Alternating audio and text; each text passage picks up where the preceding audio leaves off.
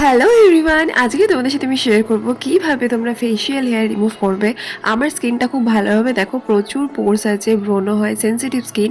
তো এই সব স্কিনের ক্ষেত্রে কিন্তু ফেশিয়াল হেয়ার রিমুভ করার জন্য ভ্যাক্সিনটা কিন্তু একদমই উচিত নয়, এতে আরও পোর্স আরও বেড়ে যেতে পারে। ফেশিয়াল হেয়ার রিমুভ করার জন্য তোমরা মার্কেট থেকে এরকম ধরনের রেজার কিনে নিতে পারো, প্যাকেটে 3টে করে থাকে, খুব ইজিলি এগুলোতে হয়ে যায়।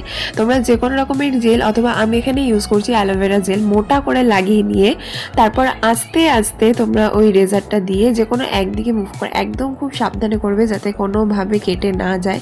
একটু দেখো, আমি তেচড়া করে নিয়ে ফেশিয়াল হেয়ারগুলো কিন্তু রিমুভ করছি, আর খুবই ইজিলি কিন্তু পুরোটা ক্লিন হয়ে যাচ্ছে।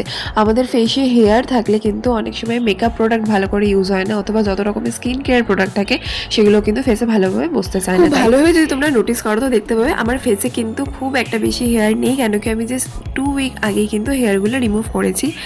এবার তোমরা যদি কেউ বলো যে এগুলো করলে যে বেশি এক্সেসিভ হেয়ার ওঠে, তাও কিন্তু না, তোমরা খুব নিজেরাই ভালো করে দেখতে পাবে যে আমার ফেসটা কিন্তু এখনও ক্লিয়ার রয়েছে। ফেশিয়াল হেয়ার রিমুভ করার পর কিন্তু কিছু স্টেপ আরও রয়েছে প্রপার ওয়েতে। তোমরা ভালো করে ফেস ওয়াশ করে আইস রাব করবে ফেসের মধ্যে, তারপর যে কোনো রকমের সিরাম বলো বা ময়শ্চারাইজার তোমরা অ্যাপ্লাই করতে পারো। আমার কাছে যেটা অ্যাভেলেবেল ছিল আমি সেটাই অ্যাপ্লাই করেছি। দেখো এবার কত ফ্রেশ লাগছে। ভিডিওটা ভালো লাগে সাবস্ক্রাইব, টাটা।